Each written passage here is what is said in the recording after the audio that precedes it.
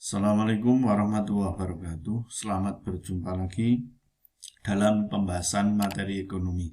Kali ini kita akan membahas kebijakan moneter dan kebijakan fiskal. Untuk lebih jelasnya, kita bandingkan antara kebijakan moneter dan kebijakan fiskal dari beberapa sudut. Yang pertama, pengertian. Kebijakan moneter adalah kebijakan fiskal yang digunakan oleh bank sentral untuk mengatur jumlah uang beredar dalam pasar. Jadi, kebijakan moneter berhubungan dengan peredaran uang yang diatur oleh bank sentral. Sedangkan kebijakan fiskal adalah kebijakan yang dibuat oleh pemerintah untuk mengarahkan ekonomi suatu negara melalui pengeluaran dan pendapatan. Jadi, kebijakan fiskal berhubungan dengan pengeluaran dan pendapatan negara. Karena pendapatan negara paling banyak dari pajak, maka kebijakan fiskal sangat berhubungan dengan pajak. Kemudian pelaksana kebijakan moneter di Indonesia adalah Bank Indonesia sebagai bank sentral. Sedangkan kebijakan fiskal itu dilaksanakan oleh Kementerian Keuangan. Kemudian sifatnya. Dalam kebijakan moneter, perubahan kebijakan moneter tergantung pada status ekonomi suatu bangsa.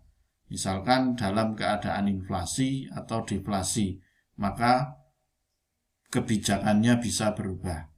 Kemudian kebijakan fiskal itu berubah setiap tahun karena kebijakan fiskal itu nampak dalam anggaran pendapatan belanja negara atau dalam APBN yang disusun setiap tahun.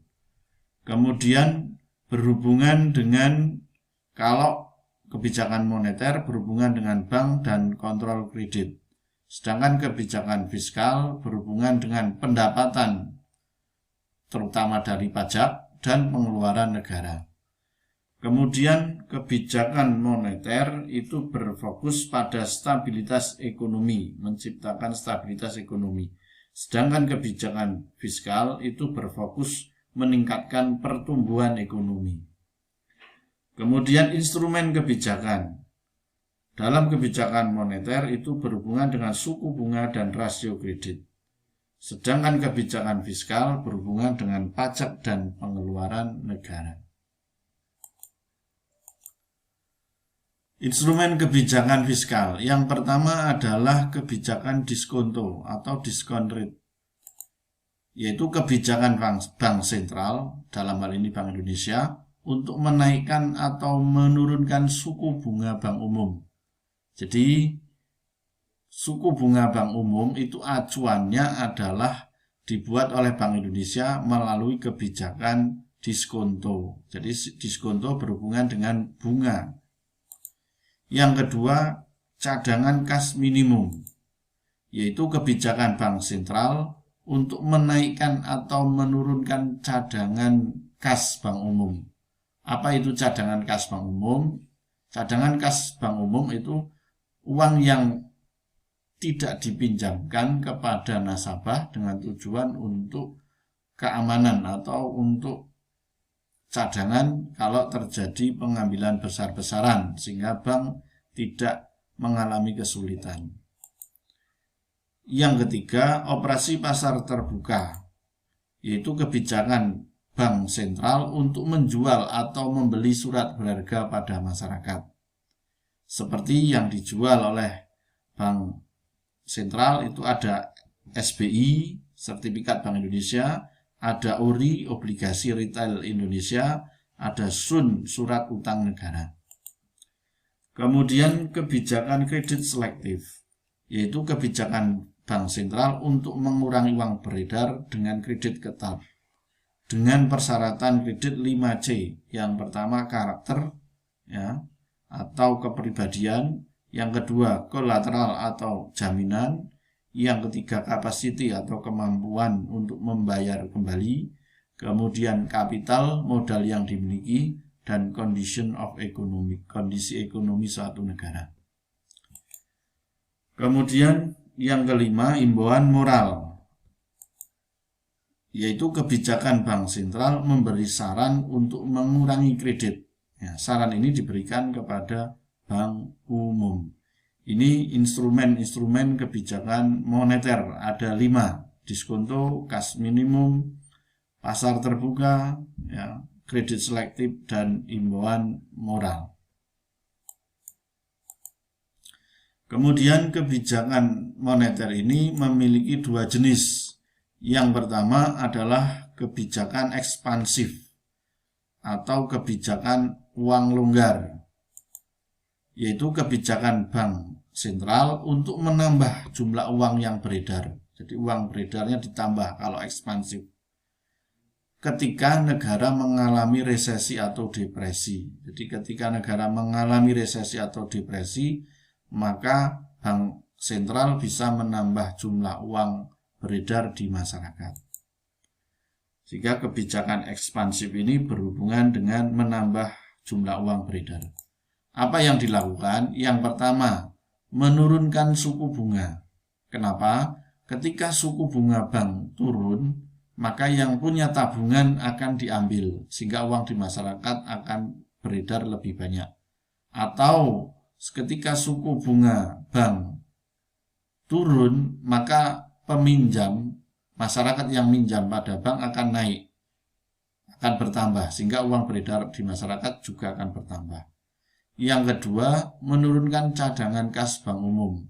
Ketika cadangan kas bank umum itu diturunkan, otomatis uang yang dipinjamkan oleh bank semakin banyak, sehingga menambah jumlah uang beredar. Kemudian yang ketiga, membeli surat-surat berharga. Dalam hal ini Bank Indonesia membeli kembali surat berharga dari masyarakat, sehingga itu akan menambah jumlah uang beredar. Yang keempat, mempermudah pemberian kredit.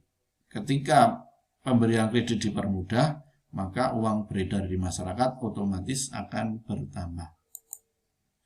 Yang kedua, kebijakan kontraktif, yaitu kebijakan uang ketat. Merupakan kebijakan moneter yang digunakan untuk mengurangi, ya, kalau kontraktif itu mengurangi jumlah uang yang beredar yang dapat mengatasi inflasi. Jadi inflasi itu kan terjadi ketika uang yang beredar terlalu banyak dan jumlah barangnya lebih sedikit, sehingga harga mengalami kenaikan. Sehingga ketika terjadi inflasi, maka uang harus dikurangi. Cara mengurangi uang beredar dengan kebijakan moneter, yang pertama, menaikkan suku bunga. Ketika suku bunga naik, maka orang akan banyak yang menabung. Atau ketika suku bunga naik, maka peminjam uang semakin sedikit, sehingga mengurangi jumlah uang beredar. Yang kedua, menaikkan cadangan kas bank umum. Ketika cadangan kas bank umum dinaikkan, otomatis uang yang dipinjamkan ke masyarakat semakin berkurang, sehingga mengurangi jumlah uang beredar. Yang ketiga, menjual surat-surat berharga.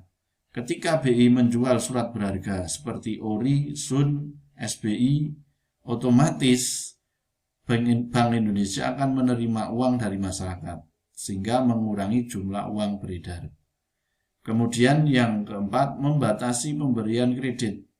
Ketika kredit dibatasi semakin sedikit, sehingga uang yang beredar di masyarakat juga akan berkurang. Ini cara mengurangi uang beredar.